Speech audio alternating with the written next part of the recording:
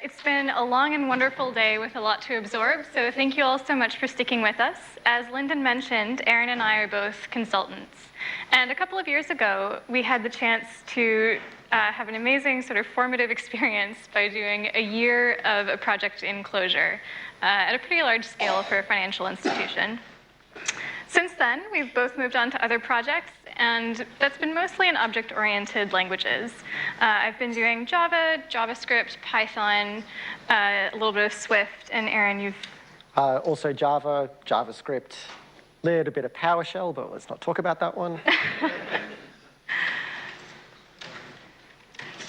So I know we've got some other consultants in the audience today. We've also probably got freelancers, got contractors, and just in general, boots-on-the-ground devs who don't always get to choose the language that we'd most like to work in.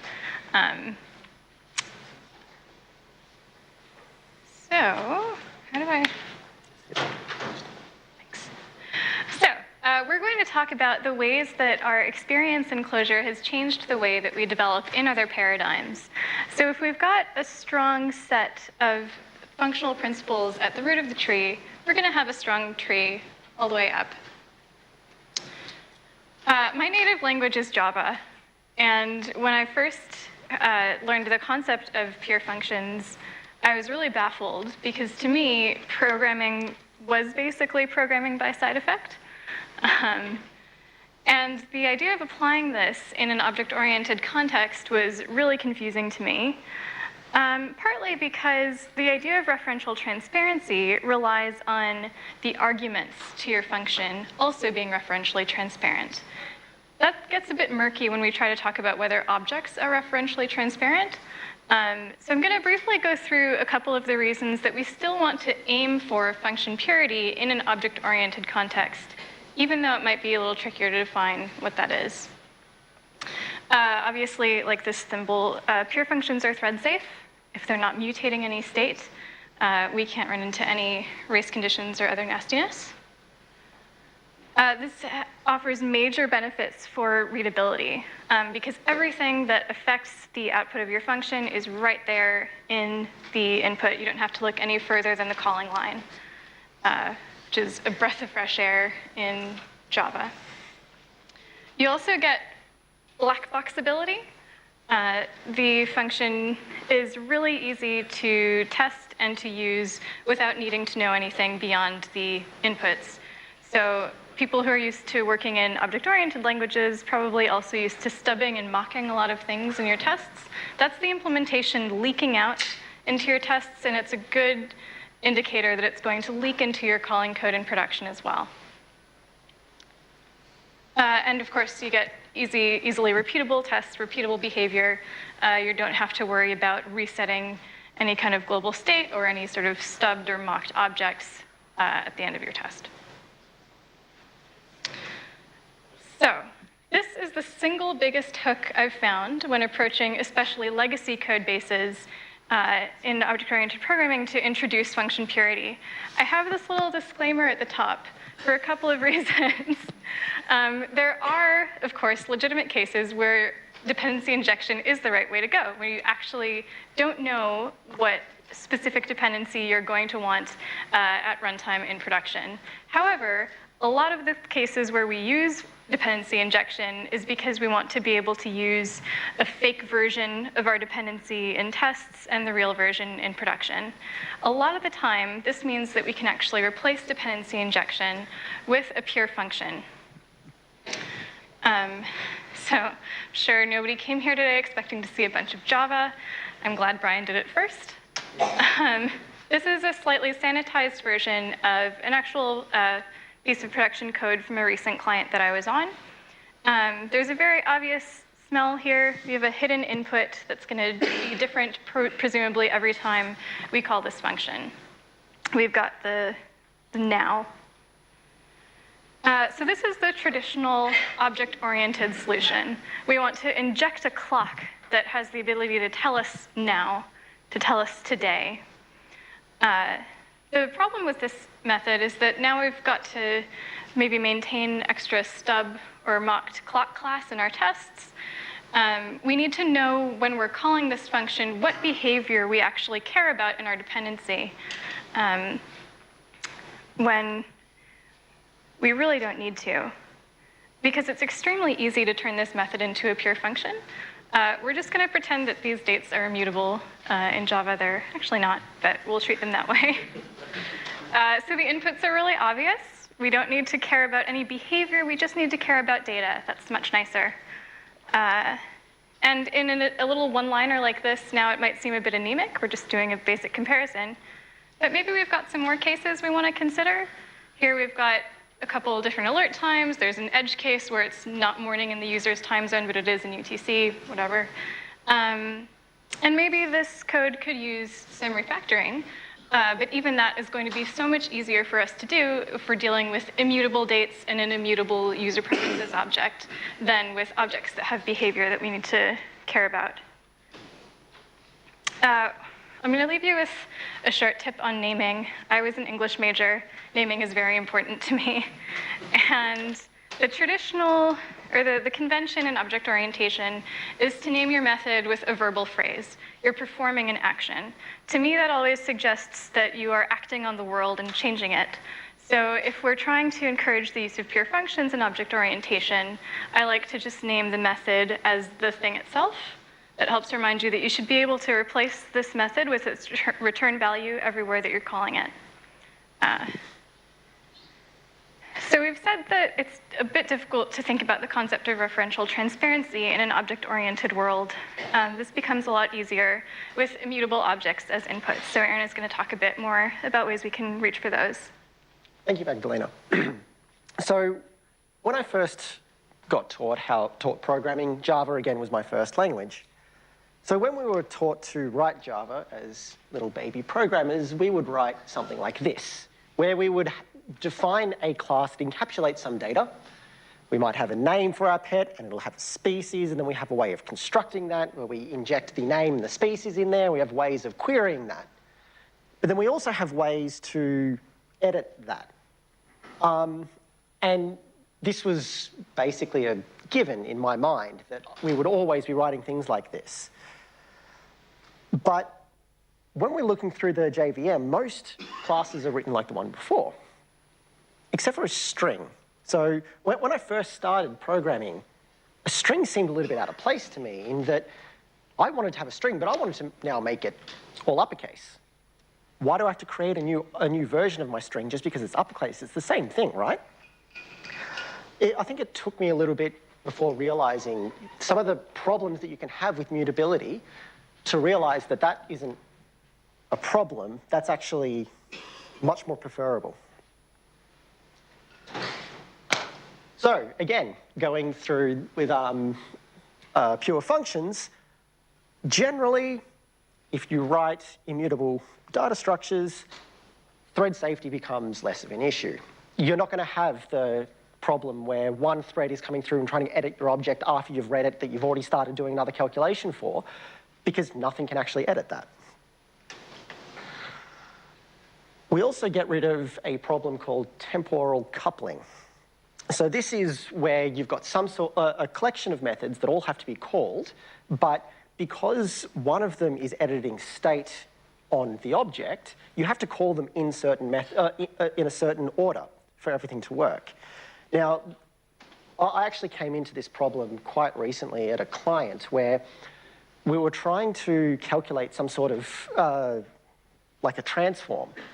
But to be able to do this, we had a whole bunch of methods, but what it actually was happening was some of these methods were saving state. So you had to call certain methods before other ones, and there was no real way, looking at the code, that that was the case unless you actually looked into the implementation. Now, the funny thing about this is all the methods that were actually calling this had access to those anyway, so we could easily make these pure functions.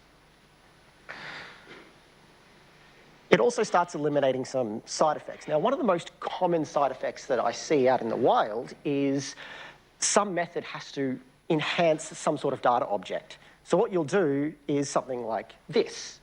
So I've written this duplicate list method. It's pretty obvious what's going to happen here, but this is supposed to be a simplified example, in that I've now got this method that adds to the original list and then returns that list. So from the outside calling it, it looks like I am calling something that just duplicates a list. But I've still got that original list that is also being duplicated, and this can cause issues, especially when this is 3 levels deep and you don't know what's going to happen. One of the other gotchas that can happen with mutation concerns object identity. So a lot of the times in Java, we write custom methods about how to say that this object is equal to that object. Now, a lot of the time, this will also come into something called a hash code. But every time we change the state of that object, we have to change how the equals is calculated. Now, where this actually can come around and cause a little bit of trouble is when we've got something like a sorted, where we start putting these objects into a sorted tree or a key in a hash map, in that you can actually end up starting to lose some objects. So this is a quick example showing off the mutability of the date that Magdalena was just mentioning before, where I define 3 dates and put them all into a tree data structure. I can then print them out, and then I can change the date of one of them that I've got and then print it out again. I can also then start querying the data structure to see if it contains date 3. In theory, it should. But as we can see down here, the second time that we've sorted the dates, they're now out of order, and we've actually lost the date 3 as a queryable interface. Again, this example is supposed to be rudimentary, but now if we start actually adding more things to the tree, we end up not actually having a sorted data structure at all, and that's just from this one mutation. While preparing for this, I actually picked up one of the books that I had back from, I don't even know where I got it from, but I came across this quote where classes should be immutable unless there's a very good reason for them not to be, and there are reasons for that. But if it can't be made immutable, let's just limit the amount that it can be mutated. Usually, a lot of the time, I'll actually go through code bases and I will try to find places where we can make them not mutable. The other big lesson that I got was just concerns higher order functions. So coming from a pure object-oriented world, it took me a little bit to get into this concept. But once it does, I found that it can really clean up some code. So I was actually talking to someone just before, and they were explaining to me, and I'm actually going to steal what they said. One of the big things that I get when I go to a new programming language is how easy is it for me to write anonymous functions and pass in those functions as parameters to other functions? And I was actually going through some traditional OO languages just to see how easy it is to do this. So Python has actually allowed you to do this since about 1994. Same thing with Ruby. But Ruby decided to also clean up the syntax a little bit more recently. Everyone's favorite here, JavaScript. Again, straight from the start, but now it's trying to make things a little bit nicer. C# came in about 2007. Go, which is a relatively new language and straight away allows this sort of programming. C++, now this is actually one that I had to look up. I was trying to find one that doesn't really work. But C++ also does this. And always the language that everyone talks about, and it's always the forefront of everything. Java finally allows you to do this 2 years ago. One thing I do want to quickly mention is a lot of this, they don't actually allow, it's not actually first-class citizens for these functions. It's usually just syntax sugar around some sort of class that's implementing a single method, but it does allow you to clean up some code. So this is what I think is probably one of the biggest benefits of this, and sometimes I think even as programmers we forget about this as being as a factor, being able to read it. Essentially, the way I see it, computing power is cheap. Developer time is not. So if I can write my code that means that someone else can read it and change it a lot easier, I think that's a better way of doing this. So, quick example of it, and I just went too far. This is the traditional way that you would filter a list in Java. You would have, assuming another list of numbers is coming in, you would create a new list, loop through the old list, perform some sort of predicate, and then add numbers to the even list and return your even list. At least the good thing about this is, in a way, you're not mutating the data structure, but it still looks ugly. This is the newer way of doing it. Ignore the whole stream and collect. Java's still not all there yet, but essentially you're putting the filter logic all into one line there. The other powerful thing this allows you to do is function composition. So generally in a functional programming world, functions are your smallest part of your program. It's general for you just to compose these together to make a larger program. We do this again in object-oriented world. Just objects are your smallest thing, and you're composing those objects together. But what does it look like when you're actually doing this with functions? So this is a quick example that I've written up. So we've got a small data structure of some articles that both Magdalena and I have published. And what we want to do is find out the first one that was written by Aaron. So we'll take the list, loop through it all, add it into another data structure saying that these are the articles written by Aaron. We'll then sort them using some sort of comparator interface that we put in there and do all the Java boilercode that you usually do. Then you would finally get out the last one of that. But if we're able to compose these into multiple functions, now I've also put the nice Java 8 syntax in this. You don't actually really need to do this, but I've just created 3 functions. 1, to find all the ones by a certain author. 2, to sort them by date. And 3, just to get the first of them. I can then put through there and compose a bigger function that just chains all 3 of them together and then finally provides the arguments that I need.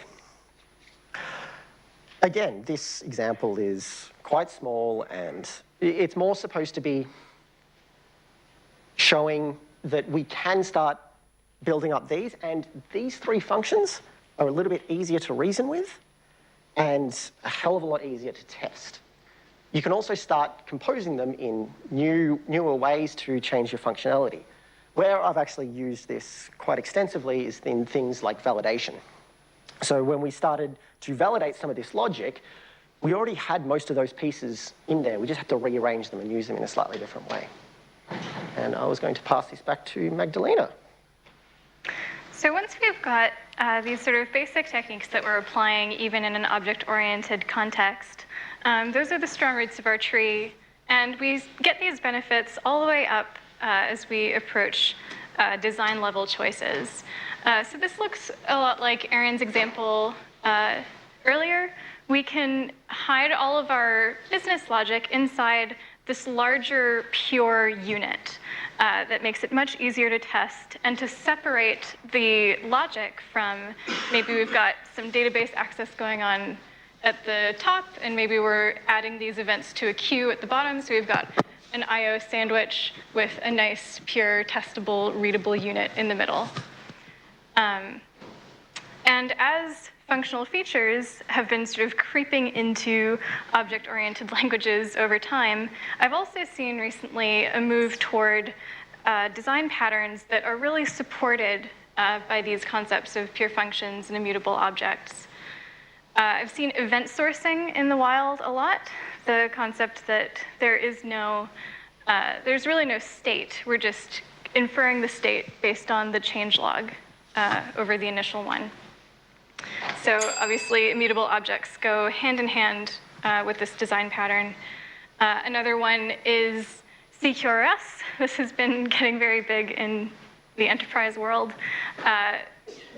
in which you completely separate your reading and your writing, your commands and your queries.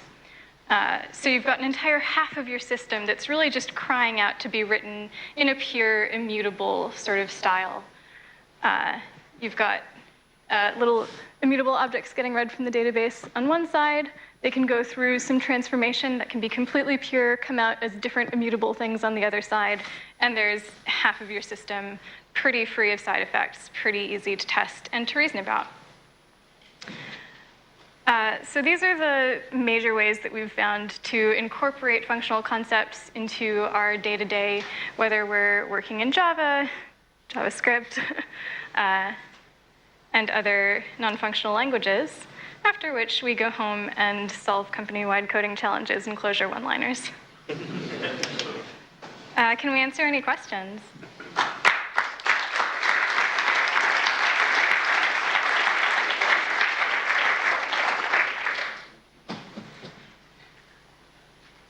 Hello. If anyone has any questions, raise your hand. Alistair.